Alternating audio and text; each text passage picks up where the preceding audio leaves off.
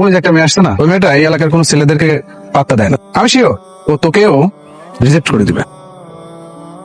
তোমার সাথে একটা কথা আছে। হ্যাঁ বলুন। তুমি আমাকে চেনো? আপনার বাবার কারণে আপনাকে কম বেশি সবাই চিনে। তোমাকে আমার ভালো লাগছে। I love you. I am so sorry, আমি এখন ভালোবাসা আর প্রেমের মধ্যে জড়াতে চাই না। আরিশা, তুমি আমাকে রিজেক্ট করেছো, এর পরিণাম কি হতে পারে তোমার কোনো ধারণাই নেই।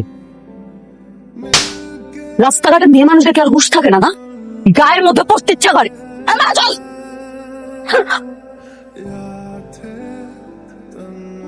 তুই কি বলছিস? তুই আমার ওড়না ধরে টান দিবি আর আমি লজ্জায় গুটিয়ে যাব? কি লজ্জা, কি লজ্জা! একটা থাপ্পড়ে দিয়েছে তো, বুঝলা না? ওর আমি এমন অবস্থা করব সারা জীবন মনে রাখবে।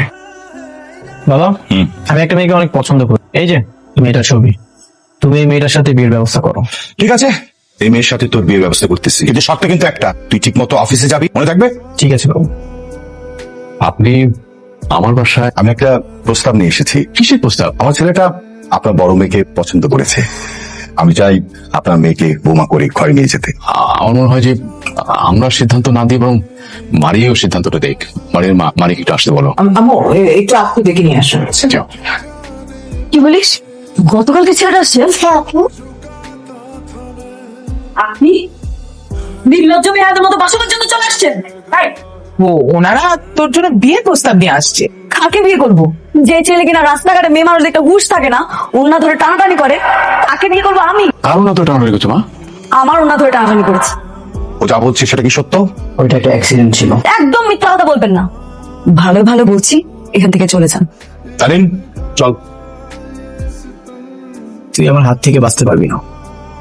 ওই দিন রাস্তার মাঝখানে তোকে থাপ্পড় মান, বাসায় গেলে সেখানে তোকে জুতা পেটা করতে গেছে। এত কিছুর পরেও, এত লজ্জা দেওয়ার পরেও ওই মেয়েটাকেই তুই বিয়ে করবি? হ্যাঁ, আমি ওই মেয়েটাকেই বিয়ে করবো। তা ও তো রাজি হচ্ছে না। যদি সোজা কথায় কাজ না হয় তাহলে আঙুল বাঁকা করবি। অনেক লেট করে ফেলছি। রাখেন। ভাইয়া আমার তো দেরি হয়ে গেল।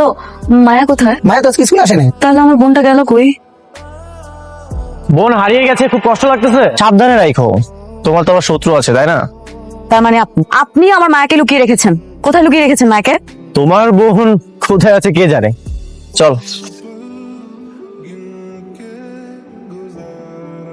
হ্যালো বাবা। তোর মা বলছি রে, তোর বাবা অ্যাক্সিডেন্ট করেছে, তাড়াতাড়ি আয় মা। হাত পা কি করেছো? রাস্তাঘাটে একটু সাবধানে দেখে হাঁটবা না? সাবধানে তো ছিলাম না, হঠাৎ করে একটা গাড়ি এসে পিছন থেকে ধাক্কা দেয়। আমার কেন যেন মনে হচ্ছে কেউ উদ্দেশ্য প্রণোদিত ভাবে কাজটা করেছে।